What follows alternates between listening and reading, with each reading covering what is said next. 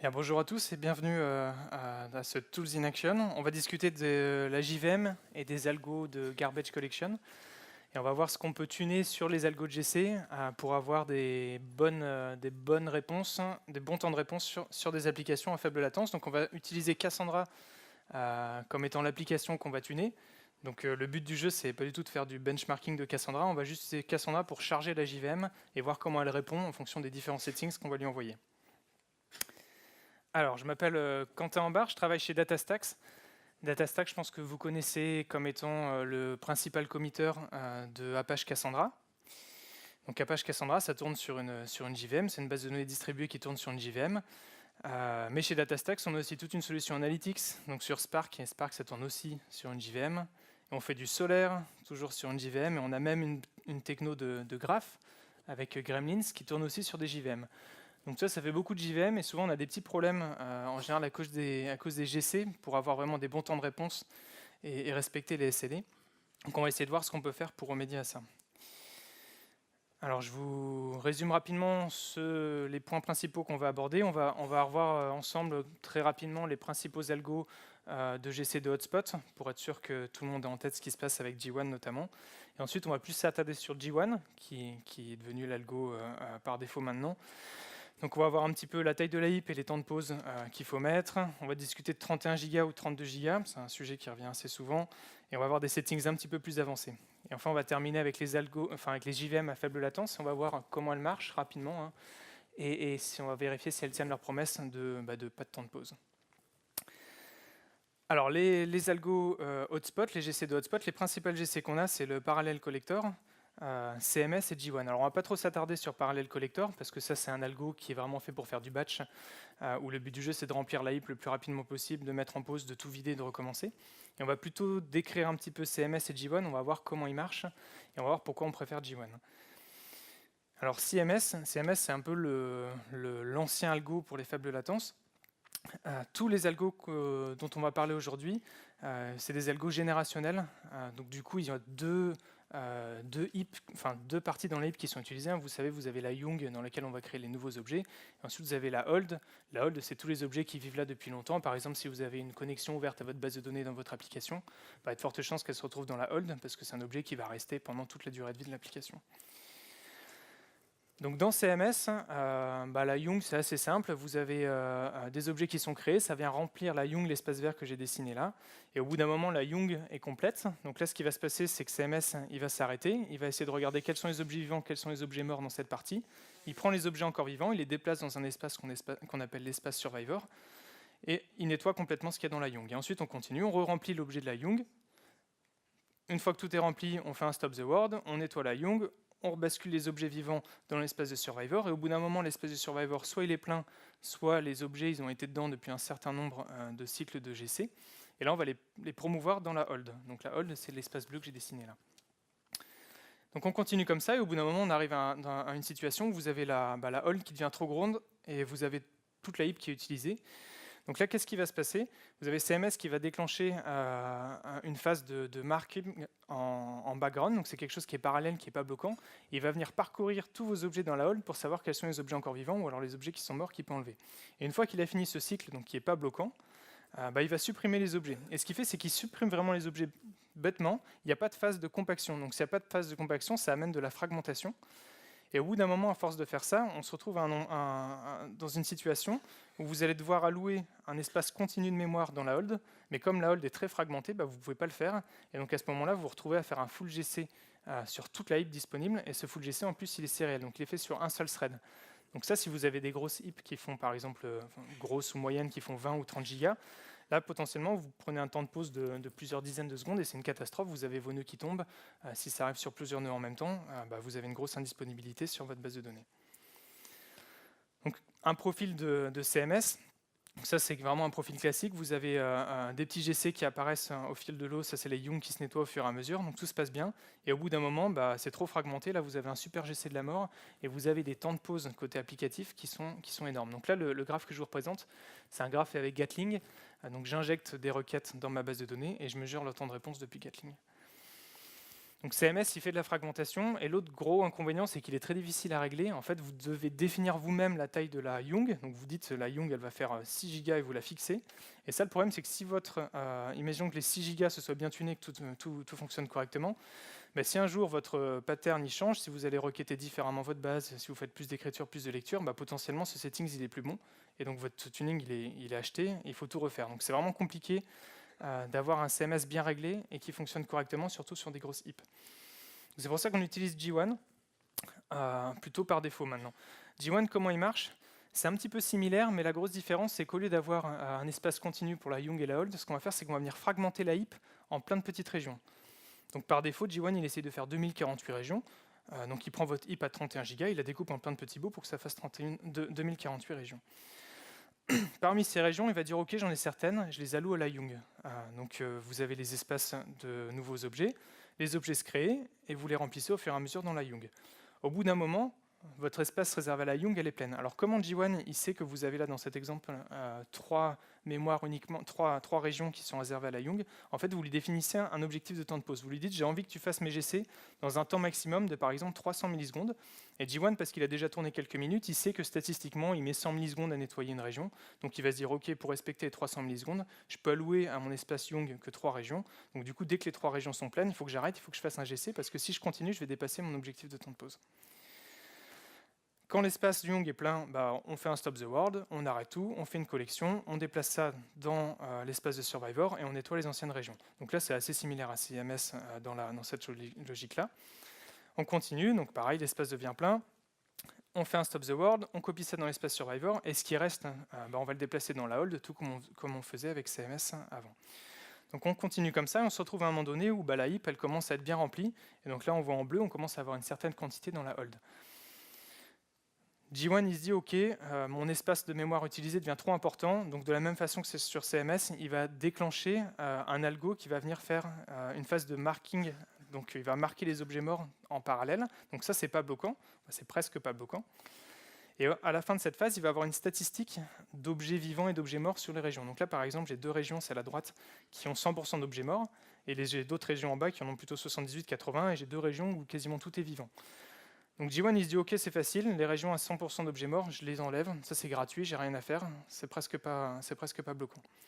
Par contre là on est embêté, il reste encore 2 régions, c'est la 78-80, qui ont énormément d'objets morts, on a envie de les nettoyer, parce qu'on veut récupérer de la place dans la heap. Donc qu'est-ce que fait G1? Il va se dire ok, je vais faire un GC mixte. Donc un GC mixte, c'est un GC qui combine un petit peu de Young et un petit peu de Hold. Donc il va dire je vais réduire l'espace alloué à la Young, donc au lieu d'avoir 3 régions, là par exemple j'en ai qu'une, et il va prendre par exemple à la place 2 régions de la Hold, il va les fusionner ensemble, il va faire un GC. Donc ça c'est un GC mix. G1 il est capable dynamiquement de venir réduire la taille de la Young, et il le fait de façon vraiment drastique quand vous avez un GC mix qui arrive. Donc il va prendre la Young, il va la baisser par exemple à 1 giga, et par contre il va mettre plein de gigas de Hold dedans, et il fait son GC qui est toujours un GC bloquant, il vous compacte tout ça, il déplace tout dans une nouvelle région et il répète jusqu'à ce qu'un grand pourcentage de la mémoire soit libéré. Il ne va pas nettoyer toutes les régions. Là, par exemple, il ne nettoierait pas les régions à 10 et à 30%, mais il va nettoyer la région à 78%. Donc un profil de G1, ça c'est assez caractéristique de G1. Vous avez plein de GC Young qui arrivent. Donc là, par exemple, on aura un temps de pause, un objectif de temps de pause qui sera aux alentours des 300 millisecondes. Donc G1, il fait plein de GC bloquants toutes les X secondes. C'est-à-dire que dès que la Young est plein, hop, il fait un GC. Enfin, GC, c'est tous les pics qu'on voit. Et ensuite, là, les GC qui sont plus rapprochés, ça, c'est les GC mixtes. Donc les GC mixtes, comme G1 il réduit la taille de la Young, les GC sont beaucoup plus rapides parce que vous allez remplir la Young beaucoup plus rapidement. Donc vous avez plein de GC qui se suivent. Là, vous avez toute la hold qui est évacuée, qui est nettoyée. Et ensuite, vous continuez, vous repartez sur un cycle où vous allez avoir tous ces GC Young qui vont remplir la hold petit à petit. Quand la hold est plein, on fait un mixte, etc., etc. Donc vraiment, l'avantage de G1, c'est que le principal tuning, c'est un objectif de temps de pause. Et lui, il resize les différents espaces pour vous en fonction de cet objectif-là. Alors on va voir quelle taille de heap et quel objectif de temps de pause on peut régler avec G1 et ce que ça impacte. Alors tous les tests dont on va parler là, ils sont faits avec les mêmes machines. C'est 2 serveurs qui ont 128 Go de RAM et 2 fois 16 cœurs, donc hyper threadés. J'utilise DataStax 1.1, donc c'est la version de Cassandra shippée par DataStax, et toutes les données sont mises en RAM disk, donc il n'y aura pas d'IO sur les disques, on élimine complètement ce problème-là. Et ensuite, j'ai des tests Gatling qui tournent. Donc j'ai Gatling qui est lancé, qui va injecter mes données sur 3 tables. Gatling, il tourne sur la JVM de Zing, donc c'est une JVM qui n'a pas, pas de temps de pause. Donc ça nous permet d'enlever les effets de bord qui pourraient être induits par Gatling quand on fait nos mesures. Et ensuite, j'ai un débit d'écriture qui est assez important. J'écris notamment des grosses colonnes. Le but, c'est vraiment de venir charger la heap de façon assez violente pour vraiment voir comment se comporte la JVM. Alors, quelle taille de heap est-ce qu'on veut? Alors déjà, pourquoi est-ce que ça serait mieux d'avoir une grosse heap? La principale chose, c'est que plus vous avez une heap qui est grosse, plus elle va mettre du temps à se remplir. Donc plus elle met du temps à se remplir, plus quand vous allez faire vos GC, vous allez avoir statistiquement un ratio d'objets morts qui sera important. Et ce qu'il faut bien voir, c'est que ce qui est surtout coûteux quand vous faites vos GC, ça va être toute la partie de compaction où vous déplacez les objets vivants d'une zone à l'autre. Si vous faites un GC sur une zone de 10 gigas et que vous avez 9 gigas d'objets morts, les 9 gigas, ils vous coûtent rien, c'est gratuit à enlever. Par contre, le 1 giga qui reste, celui-là, vous allez devoir le déplacer et c'est ça qui va être long. Donc plus on augmente la taille de la heap, plus on a d'objets morts a priori dans les GC. Et en plus, ça doit augmenter statistiquement les chances d'avoir un flush de région complète de G1, parce que si les objets restent plus longtemps dans la région, il y a des chances que toute la région soit morte et qu'on puisse l'évacuer gratuitement. Par contre, pourquoi est-ce que ça peut être pire d'avoir une grosse heap? Le problème, c'est que si jamais vous arrivez à faire un full GC avec G1, ce qui arrive, si G1 il pense qu'il va arriver à faire ses compactions dans un temps imparti, mais que vous changez par exemple votre vitesse d'écriture, peut-être qu'il ne va pas y arriver, il va remplir complètement sa heap, et là vous retrouvez à faire un full GC.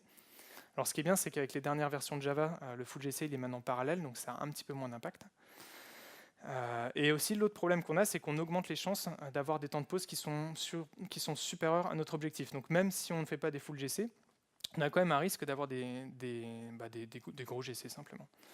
Et la dernière chose, et ça c'est très important, ce qu'il faut vraiment respecter comme objectif, c'est d'avoir la heap la plus petite possible avec le meilleur comportement pour laisser le plus de RAM possible à l'OS pour qu'il puisse par exemple mettre en cache tous les fichiers, toutes vos données de Cassandra en cache pour que vous ne fassiez pas d'accès au disque, parce qu'en principe, quand vous faites beaucoup d'accès en lecture, ce qui pêche le premier, c'est les IO disques. Donc avoir beaucoup de mémoire, c'est important pour faire du cache. Alors ce graphe, on va le voir plusieurs fois, donc je pense que c'est important de bien le comprendre. Vous avez en bas les pourcentiles, donc de 0 à 100, et vous avez sur la gauche les latences mesurées par Gatling. Et ensuite, chacune des courbes, c'est des courbes qui ont été mesurées avec des tailles de heap différents sur la JVM. Donc là, concrètement, si on regarde par exemple les latences à 80%, elles sont toutes très basses, donc vous avez pour tout le monde 80% des requêtes qui ont été effectuées en moins de 5 millisecondes. Et puis si on prend des latences un peu plus grosses, à 99%, là sur 99, vous êtes plutôt aux alentours des 300 millisecondes. Donc là, ce qu'on voit avec ce graphe, c'est qu'on a deux gros outsiders. Vous avez le bleu et le rouge, qui sont vraiment plus à gauche et plus en haut. Nous, ce qu'on veut, c'est que tout soit en bas, tout soit aplati, et tout reste en bas. Donc on a vraiment un gros impact de latence quand on configure la JVM avec des petites heaps. Le bleu et le rouge, c'est les heaps à 8 Go et 12 Go. Et ensuite, dès qu'on augmente, dès qu'on passe à 20 Go, 28 Go, 36, et ainsi de suite jusqu'à 60, on n'a pas vraiment de différence. Toutes les courbes, si vous regardez, elles sont vraiment toutes au même endroit et on n'a pas un grand changement. Donc après une certaine taille de heap, on n'a pas de gain évident sur les latences côté client. Si on regarde plus en détail ce qui se passe dans la JVM, donc là ce que j'ai fait, c'est que j'ai activé les logs de la JVM et je suis allé mesurer pendant tout mon test les temps de pause réalisés par la JVM. Donc vous avez en bas la taille de la heap, donc ça va de 8 Go à 60 Go, et vous avez sur la gauche en secondes les temps de pause. Donc si on regarde à 8 Go de heap, vous avez presque 100 secondes de temps de pause, alors que dès que vous montez un petit peu, dès que vous allez vers 20 Go de heap, vous avez plus que 40 secondes de temps de pause. Donc c'est vraiment les temps où les threads de votre application sont complètement stoppés et on vient faire la compaction. Et après vous avez un effet de seuil, ça reste à plat, on n'a pas de gain évident. Si par-dessus ça, on vient ajouter la courbe du temps maximum de temps de pause, qui devrait en principe rester à 300 millisecondes, vu qu'on a mis l'objectif de temps de pause à 300 millisecondes, on devrait avoir une ligne plate. Et on voit de la même façon que sur des petites heaps, la JVM, elle n'arrive pas à suivre, elle n'arrive pas à garantir notre objectif de temps de pause. Et si on augmente beaucoup la heap, on a aussi un comportement où ça remonte un petit peu sur la droite, et on a quelque chose d'un peu incertain. Donc là, on a un petit peu une zone de confort au milieu sur ce que j'ai entouré, où on a des performances pas trop mauvaises, avec une heap qui n'est pas très grosse, parce qu'encore une fois, on ne veut pas mettre trop de heap, on veut garder de l'espace disque, de l'espace pour le cache de disque. Concernant l'objectif de temps de pause, donc là les graphes que je vous ai montrés avant c'était avec un objectif fixe à 300 millisecondes. Là sur ce graphe là c'est l'inverse, c'est pour voir un petit peu les impacts de notre objectif de temps de pause. Donc vous avez les temps de pause qui vont en bas de 0 à 600 millisecondes et vous avez les temps total de pause des GC comme on avait sur votre graphique qui sont sur la gauche. Et bien de la même façon on voit que sur des petits objectifs de temps de pause, on va dire en dessous de 200 millisecondes, on a une grosse pénalité sur le temps total passé en GC. En gros, vous faites plein de petits GC très rapides, mais ça vous prend un temps monstre, et du coup, votre application, statistiquement, elle est quand même vachement à l'arrêt, vous avez un mauvais throughput. Par-dessus ça, on rajoute, comme on a fait tout à l'heure, le temps de pause maximum. Donc on voit que ça respecte pas mal l'objectif sur les grandes valeurs. À 300, on est bien à 300 millisecondes. À 400, on est bien à 400 millisecondes, etc. Donc sur des grosses valeurs, G1, il a tendance à respecter l'objectif qu'on lui a donné. Par contre, sur des petites valeurs, il n'y arrive plus. Et c'est même la catastrophe, ça remonte quand vous mettez un temps de pause à 50 millisecondes, il n'y arrive pas et il fait malgré tout des temps de pause importants.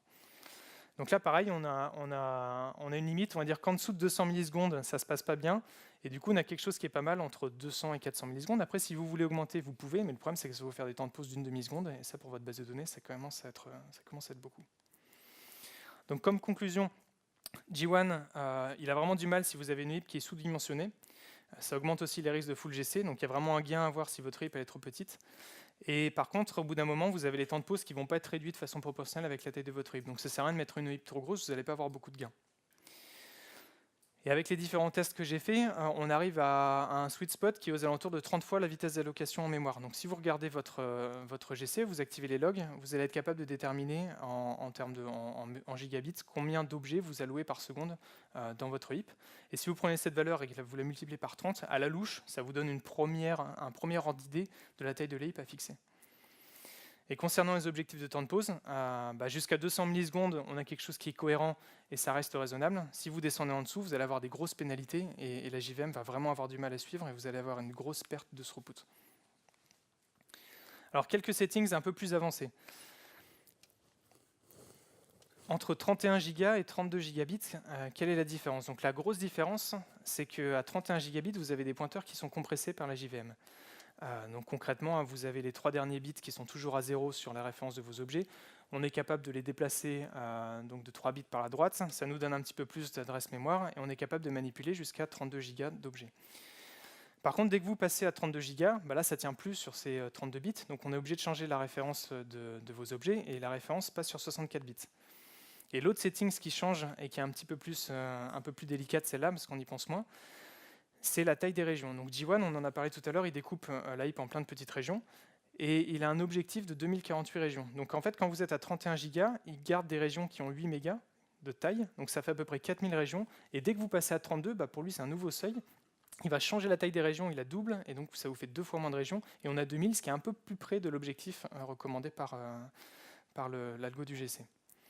Donc la taille des régions, c'est quelque chose qu'on peut changer. Par contre, les pointeurs compressés, si vous dépassez 32 bits, là, on ne peut pas les compresser. Alors, on peut les compresser un petit peu parce qu'on peut aligner les objets sur 16 bits, mais on ne pourra pas avoir le même taux de compression sur 31 bits, sur 31 gigas dans tous les cas.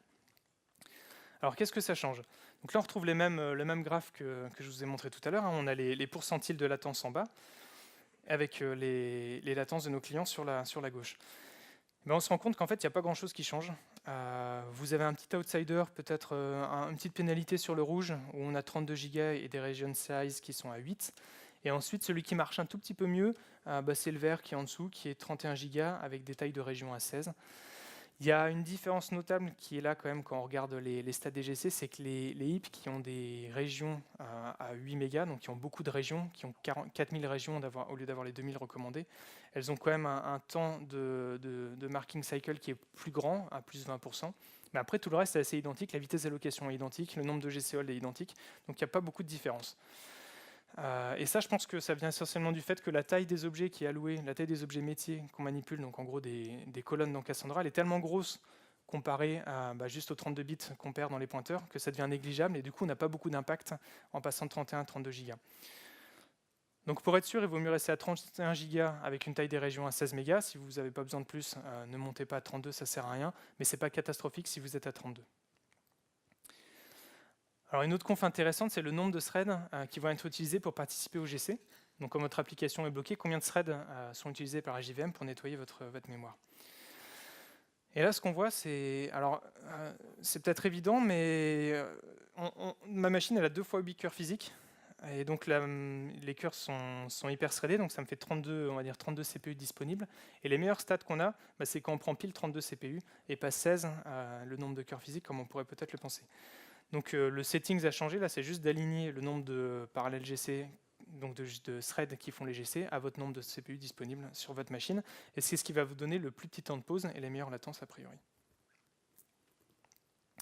Alors une autre settings un petit peu plus délicate à régler, celle-ci, c'est la taille minimum de l'espace Young. Donc je vous ai dit que pendant les GC mixtes, G1 il vient réduire de façon assez drastique l'espace qu'il a dans sa Young. Par défaut, il a réduit à 5%. Le problème de ça, c'est que comme vous réduisez la taille de la Young à 5%, si vous avez par exemple une HIP à 31 Go, ça va vous faire grosso modo une Young qui va descendre à 1,5 Go. Si vous avez une vitesse d'allocation dans votre HIP à 1,5 Go par seconde, bah, toutes les secondes, la Young va être pleine, donc c'est-à-dire que toutes les secondes, on va faire un GC. Donc toutes les secondes, vous faites un GC de 300 millisecondes. Et ça, c'est assez embêtant, parce que côté applicatif, ça vous fait quand même un throughput qui est très mauvais. Pendant un tiers du temps, votre application ne répond plus. Donc là, c'est ce qu'on voit, ce que je vous ai entouré avec les ronds rouges. En fait, on voit que sur une même ligne, on a plein de points. Tous les points, c'est des GC. Hein, on a plein de points, donc pendant un très court instant, en fait, on a plein de GC. Alors certes, ils font 300 millisecondes, mais s'ils arrivent tous pendant la même seconde, bah, ça fait une grosse indisponibilité. Donc ce qu'on peut faire pour éviter ça, c'est qu'on peut lui dire plutôt que de m'allouer au minimum que 1,5 Go de Young, bah, remonte un petit peu la limite, mets-moi par exemple 3 ou 4 Go. Et ça va permettre d'espacer un petit peu plus tous les GC. Donc la hold va mettre un petit peu plus de temps à s'évacuer, mais au moins tous les GC seront un peu plus espacés et ça vous fera moins de burst côté applicatif sur vos performances et sur vos latences. Alors il y a plein d'autres settings qu'on peut régler et que j'ai testé et on va les passer rapidement, mais vous avez l'initiating heap occupancy, donc ça c'est à partir de quand on déclenche le cycle de marquage. Ça ne change pas grand chose et c'est risqué de le changer, d'autant plus que c'est devenu auto-tuné avec Java 1.9, donc il ne faut même pas le changer. Et quasiment toutes les autres settings, il n'y a pas grande différence. Donc ça ne sert à rien d'overtuner le truc. En général, on ne gagne pas grand chose avec toutes ces options-là. Donc les settings finaux, les plus importants en tout cas, la taille de la HIP, l'objectif de temps de pause. Vous pouvez, si vous êtes aux alentours des 30 Go, vous pouvez augmenter la taille des régions à 16 pour respecter l'histoire des 2048 régions comme objectif. On peut désactiver les tenures d'objects et monter la taille de la new size pour qu'on diminue un petit peu l'effet dont on avait parlé de GC concurrents. On va discuter un peu maintenant des JVM à faible latence. Donc les principales JVM qui existent, c'est Zing, ça c'est la JVM commerciale d'Azul. Ensuite on a Shenandoah, développée par Red Hat. Ça doit faire, je pense, 7 ou 8 ans qu'elle est en développement. Et elle commence à être dans un état où elle est à peu près stable. Et on a ZGC qui là est beaucoup plus expérimental, qui est un projet C9 qui est sorti, que Oracle a open sourcé. Donc comment marchent les JVM à faible latence? Alors pour vous expliquer ça, on va discuter un petit peu du cycle de marquage des objets. Donc là, le but du jeu, c'est on a notre objet A qui a un lien vers B, qui a un lien vers C, qui a un lien vers D. On a envie de savoir quels sont les objets morts et quels sont les objets que je peux évacuer. Donc comment fonctionnent les algos? Ils commencent par les objets root. Donc là, on aurait A. Et on voit que A, il est vivant. A, il a un lien vers B. Donc on va dire OK, B, il est vivant aussi. Et le problème, c'est que si, pendant qu'on est en train de faire cette manipulation, l'application qui est active derrière, parce que c'est fait de façon concurrente, de façon non bloquante, elle coupe le lien entre C et D et elle le rattache entre A et D. Si on continue là et qu'on va marquer C comme étant vivant et qu'on termine, on va croire que D est mort, donc potentiellement on va évacuer D alors qu'en fait on s'en sert toujours. Donc pour se protéger contre ça, les JVM à faible latence, ce qu'elles font, c'est qu'elles ont une barrière à la lecture. Donc en fait, à chaque fois que vous allez lire un objet, donc là quand on va vouloir lire la valeur de D pour la rattacher à A, on va dire est-ce que D il est marqué dans le cycle courant? Et s'il n'a pas été marqué dans le cycle courant, on va dire ok, D c'est bon, il est bien vivant parce que je l'ai accédé pendant ce cycle-là. Donc ces informations-là, elles sont stockées dans les pointeurs des objets. Donc vous avez des pointeurs qu'on appelle des pointeurs colorés. Dedans, vous avez par exemple les ID des cycles du GC qui sont dedans. Et si la valeur dans ce pointeur-là ne correspond pas au cycle de GC dans lequel on sait qu'il faut marquer l'objet comme étant vivant. Et avec cette technique, on peut terminer, et à la fin du cycle, on est sûr, sans faire de temps de pause, qu'on a tous les objets qui sont marqués. Et le truc, c'est qu'on utilise la même technique pendant la compaction. La compaction, c'est exactement le même problème. Vous avez vos objets qui sont vivants, il faut les déplacer parce que vous les compactez. Le problème, c'est que vous avez des références qui pointent vers un endroit, et si vous déplacez cet objet-là à un autre endroit, eh bien, vous allez perdre sa trace. Potentiellement, vous allez avoir des références qui vont pointer vers l'ancien endroit, donc il faudrait tout changer de façon atomique. Donc ce que font les JVM d'Hotspot, c'est qu'elles font un gros stop the world, elles déplacent tout, et ensuite elles vous relaissent la main. Donc là, il n'y a pas de problème. Mais là, comme on fait des barrières à la lecture, ce qu'on peut faire, c'est que quand on essaie d'accéder, on va voir si est-ce que D il est dans une page de la mémoire qui est en train d'être compactée. Et si cette page-là, on sait qu'elle est compactée, on va regarder si D il a déjà été compacté. Si D n'a pas été compacté, donc pas déplacé, on va déplacer D à sa nouvelle valeur tout de suite. Et ensuite, on va mettre à jour la valeur qui pointe vers la mauvaise référence. Donc on va mettre à jour la valeur de référence de A pour dire ok, A maintenant il faut que tu pointes vers la nouvelle référence de D qui a été déplacée dans l'adresse mémoire. Et ensuite, on retourne la valeur de D. Donc ça nous permet d'avoir ce cycle-là et de faire de la compaction, de déplacer les objets en mémoire sans avoir besoin de faire de temps de pause. Donc pas de temps de pause, surtout un temps de pause qui est en fait constant et qui n'est pas dépendant de la taille totale de l'heap, vu qu'on ne fait plus de GC de compaction. Par contre, ça a une petite pénalité sur les coûts. Typiquement, quand je faisais mes rapports Gatling, donc les rapports Gatling, c'est un thread qui processe pendant assez longtemps, pendant 10 minutes, pour générer tous les résultats. Et si vous faites ce test-là sur une JVM à faible latence, vous allez typiquement avoir aux alentours de 20% de temps d'exécution supplémentaire, donc c'est un petit peu plus coûteux à l'exécution. En ce qui concerne les latences, c'est quand même assez remarquable. Vous avez en haut un exemple de latence mesurée avec Gatling, avec Zing, et en bas c'est G1 avec les settings qu'on a vus précédemment. Donc on voit que Zing, il arrive vraiment à remplir son job. Il est vraiment plat, donc on n'a aucun GC bloquant. Les temps de pause sont inexistants ou presque. Et en bas de J1, il a plus de mal dès qu'il commence à faire des mixtes. Donc les mixtes, c'est tous les pâtés que vous voyez, c'est des GC mixtes. Quand c'est large, c'est des mixtes. Là, ça impacte fortement nos performances. Et ça les impacte d'autant plus que quand la JVM de J1 se met en pause, l'injecteur, lui, continue, vos clients, ils continuent à envoyer des requêtes. Donc en fait, si ça se met en pause pendant une seconde, après la seconde suivante, vous allez avoir non pas 100 000 requêtes par seconde si vous faites du 100 000 requêtes par seconde, mais vous allez avoir 200 000 requêtes par seconde qui vont arriver d'un coup à traiter. Donc là, ça fait un gros burst dans votre application. Et il faut que vous preniez le temps de dépiler ce burst-là, ça va rajouter de la charge sur le GC, et donc vous vous retrouvez dans un cercle vicieux.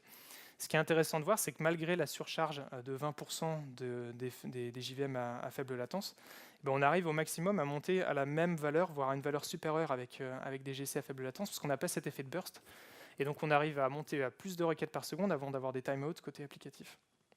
Par contre, Zing, par exemple, une fois que vous êtes au maximum, là ça monte sur à droite, ça monte d'un coup. Quand vous dépassez ce que peut traiter Zing, juste il sature complètement, et là votre application elle est morte. Donc Zing, c'est un peu quitte au double, c'est 0 et ça monte d'un coup, et G1 il fait plus quelque chose d'entre les deux. Donc si on regarde les latences, c'est vraiment le même comportement. Vous avez Zing en rouge qui est vraiment à plat, et G1 qui monte, pour aller chercher jusque dans les 400-500 millisecondes en fonction de l'objectif de temps de pause et en fonction de combien il est chargé. Parce qu'encore une fois, c'est qu'un objectif de temps de pause. G1, vous n'avez aucune garantie qu'il va le respecter. S'il est chargé, il va mettre 2 ou 3 fois plus de temps. Vous pouvez avoir des GC qui font 2 ou 3 secondes, ça arrive vraiment sans problème. Et ça, c'est le même test avec Shenandoah. Donc c'est le test, on charge de 0 requêtes par seconde jusqu'à 100 000 requêtes par seconde. Et on voit aussi que Shenandoah fait vraiment du bon job. Alors le seul inconvénient avec Shenandoah, c'est que c'est peut-être pas tout à fait production ready. Moi, je ne mettrai pas mes infos bancaires, on va dire, sur Shenandoah pour le moment. Mais en tout cas, c'est vraiment quelque chose qu'il faut regarder, parce que je pense que quand ça deviendra opérationnel, ça sera vraiment un super alternative à G1 pour ce type d'application. Alors en conclusion, quand on fait tous ces tests, il faut faire attention parce que c'est vraiment facile de se planter. Notamment, il faut faire tourner les tests pendant très longtemps. Il y a plein d'effets de bord qui arrivent. Au début, j'étais avec des serveurs qui avaient un problème réseau, donc je croyais que c'était des temps de pause de GC, mais en fait c'était juste les paquets qui étaient perdus par mon réseau. Si vous testez sur vos serveurs, ce qu'il faut faire, c'est changer une configuration et attendre au moins un jour pour tester comment se comporte la JVM pendant un jour, parce qu'il faut être sûr d'avoir vu tous les patterns de votre application et être sûr que tout se comporte bien avec tous les différents patterns que vous pouvez avoir. Parce que peut-être que ça marche très bien au moment où vous le faites, puis vous avez un gros burst, et en fait ce que vous avez fait, vous vous mettez dans une zone vraiment limite, et hop, ça va déclencher un full GC. Il y a beaucoup de travail pour tuner les JVM, donc c'est peut-être beaucoup trop de travail pour juste gagner quelques pourcentiles. Il faut vraiment se poser la question, est-ce que ça vaut le coup? Donc moi, mon conseil, c'est de garder les choses faciles. Vous tunez juste la taille de votre heap, Vous regardez les objectifs de temps de pause pour avoir quelque chose qui soit cohérent et qui tienne la route. Et ensuite, vous embêtez pas à trop régler le reste. Il y a des chances que vous y passiez des heures et des heures. Là, il y a les quelques slides que je vous ai montrés. Il y a plus de 300 heures de tests qui sont derrière. Et tout ça, c'est pour économiser à la fin quelques dixièmes sur les temps de réponse. Si vraiment c'est un problème, en fait, les GC, le plus simple, c'est soit d'améliorer le software et de les réécrire pour qu'ils créent moins d'objets et que du coup vous allouez moins d'objets et que ça fasse moins de GC. Donc ça, c'est ce qui a été fait par exemple dans la nouvelle version de DataStax, la version 6, qui est une version de Cassandra surchargée, où on a beaucoup amélioré ça et du coup on arrive à casser les pourcentiles parce que la JVM souffre moins. Et si vraiment vous êtes après à la charge des 99,99 % dans vos SLD, là clairement il faut y aller sur des low latency, vous n'aurez pas le choix et vous n'aurez pas à faire mieux. Je vous remercie.